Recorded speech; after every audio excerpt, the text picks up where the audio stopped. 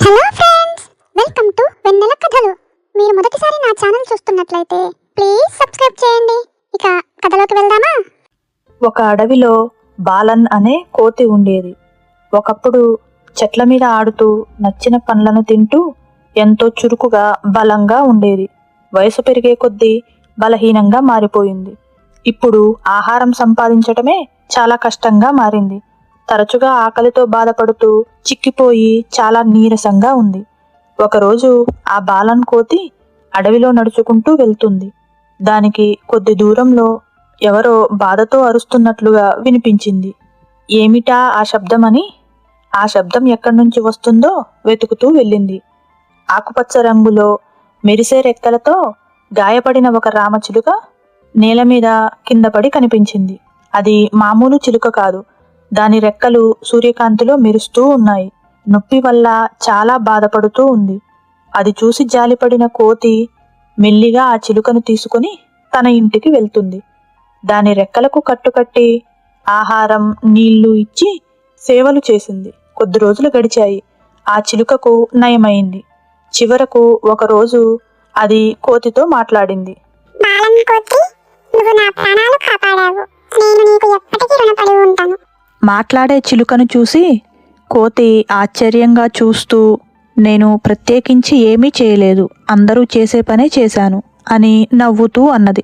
దానికి ఆ చిలుక చుట్టూ చూసి, నువ్వు ఒంటరిగా ఉంటున్నావు, నీకు కుటుంబం లేదా అని చిలుక అన్నది. దానికి కోతి బాధతో, ఒకప్పుడు నాకు చాలా మంది మిత్రులు ఉన్నారు, కానీ ఇప్పుడు నేను ముసలివాడినయ్యాను. నన్ను ఎవ్వరూ పట్టించుకోవటం లేదు. ఆహారం సంపాదించటానికి కూడా చాలా కష్టపడాల్సి వస్తుంది అని కోతి అంటుంది. దానికి చిలుక, ఓహో అలాగా, సరే అయితే నా ప్రాణాలు కాపాడినందుకు కృతజ్ఞతగా ఇక నుంచి ప్రతిరోజు నేను నీకు రుచికరమైన పళ్ళను తీసుకొస్తాను.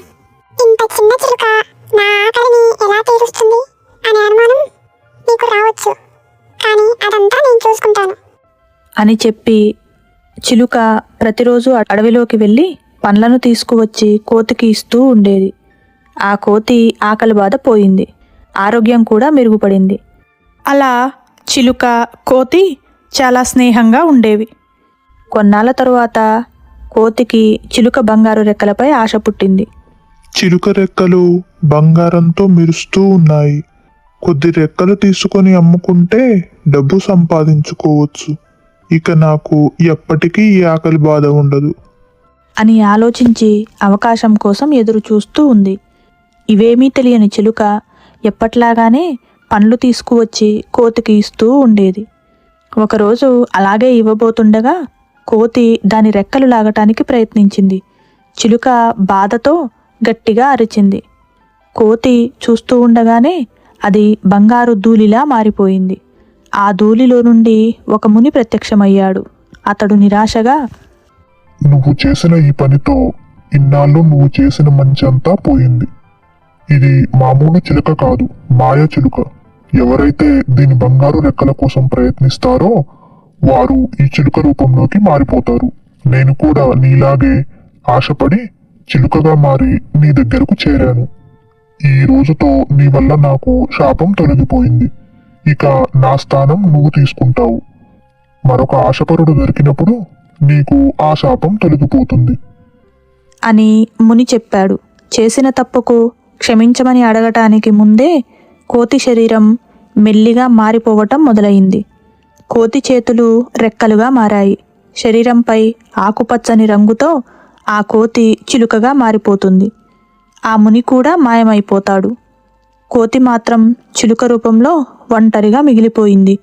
ఇకపై తను కూడా మరొక దురాశాపరుడి కోసం వెతుకుతూ అడవిలో ఎగురుతూ ఉంటుంది. ఈ కథలో నీతి ఏమిటంటే, మంచి మనసుతో చేసిన సహాయం ఎప్పుడూ మనకు మేలు చేస్తుంది. స్వార్థం, దురాశ మన జీవితాన్ని నాశనం చేస్తుంది. ఈ కథ మీకు నచ్చినట్టయితే లైక్ చేయండి, షేర్ చేయండి. ఇలాంటి మరిన్ని కథల కోసం మా ఛానల్ను సబ్స్క్రైబ్ చేయండి. Thank you for watching. Bye.